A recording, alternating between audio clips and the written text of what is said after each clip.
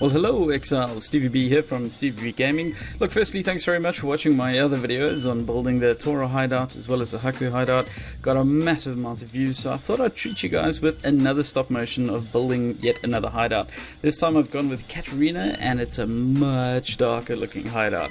Yeah, let me run you through it, and then afterwards you'll see the nearly 4 hours, I think it was about 3 hours 45 minutes, that I squashed down into about 14-15 minutes of stop motion. So, here we go. We've got the main area, once again with the waypoint that I wish we could move. It would be so awesome. I've decided to just kind of leave it blank and add some smoke just for a bit of an effect. Here we've got good old Vagan, the weapon master. He's got his little stash here. His job is to protect this area. You'll see what I've done is the master benches I've kind of put in around areas on the map so it sort of makes sense. You know, just sort of fits the theme, that sort of thing. Got the armorer's workbench amongst all these other crates and stuff. It was quite an interesting way to get the barrels on top of this. You'll see in the video how I get that done though. On the outside, they've built up these fortifications to keep people out. The idea is that they've sort of landed on this island right next to these ruins and taken over the area completely. They had to butcher and massacre most of the warriors that were here. And these corpses are there to scare anyone off. They're here to scare anyone away, I should rather say. Alright, as we move through, oh, I kind of hidden the stash inside here. I love hiding the stash because everybody's got it, makes it look different. The map device, I went for a very similar but much more toned down way that I had before. I didn't want to clutter this room too much.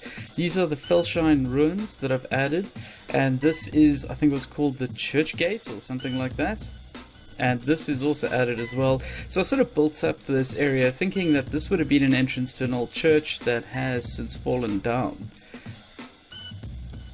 Over here we have all the machines that goes to actually powering the map device itself. As we go through, I sort of laid this out into a little pathway. I do like my pathways. These are really just interest pieces and things to show off. We have the one master that I've used very rarely, Leo. This is his little house. Say hello, Leo. Hello. Hello. He's got a strange voice. As you run through the back here, we've got all the smog. This is the passage of the dead. Basically, anyone who's a friend, i.e. not somebody you want to butcher up and stick to a wall, they used to be brought along this pathway where their spirits would go and follow through, and you'd leave the bodies here. This guy used to take it on this boat, which is now broken, and take them off to an island, which had its own burial site. However, the boat is buggered, so now he's trying to figure out what the hell am I supposed to do. Let me turn that guild chat off. Thanks. So now he's trying to figure out what the hell am I supposed to do with these corpses. And let's keep on going back. I have blocked this off because I like to compartmentalize. However, if you stand at the right spot, yeah, there we go. You can just use a good old spell, Lightning Warp, to move around. If you don't have Lightning Warp, then you have to run through the main area again, past these supplies, past this fallen statue, and now we have the bit of a disgusting zone. We have Orichi, who, specifically because of this animation that he does with his swords, I thought he there we go. I thought he sort of fitted the idea of a guy who would chop people up. Not sure why. This is where he sharpens his blades. We have the heads that he's taken off, and a whole bunch of bodies across here. We have more bodies, which still need to go through to Varici, and good old Catarina doing her evil thing over here. Like a little temple to the dead. No, I don't want to ask you anything because you're a freak. Freak. So yeah, a lot of detail went into it. It took quite a while. This whole tree area around here is blocked off, so you can't even walk there. It was really just to frame this, so when you're standing here there's something more interesting to look at. If you do stand about here, yeah, there we go. Shows you what I've done. I have the thicker embers here, the bigger ones around the trees, but I noticed one of the drawbacks of the embers is that it's a very finite line where they end. It's not sort of a puffy, smooth kind of transition. It's basically embers, then nothing. So I was forced to use a whole lot of other embers in the middle area. So you'll see we have all these small embers, and that was to avoid having sharp lines of where embers start and where embers end. Yeah, I'll show you quickly. So there's quite a few things put around here, a few little details that not a lot of people would notice, but I know is there, like the flies around the bodies that haven't been done yet. We have a few fire pits. They're mostly hidden, but I didn't really want them hidden too much. Okay, I'm just going to do a quick run through from the one end to the other end, just so you can kind of see the flow and how the whole thing feels together. If you remember, this is the passageway of the dead. It's the very far end, and as we come out of the passageway of the dead, we have Leo in his little house. We have some interest pieces over here. I do have another pervert. I kind of enjoy having perverts. It's kind of funny. I don't know why.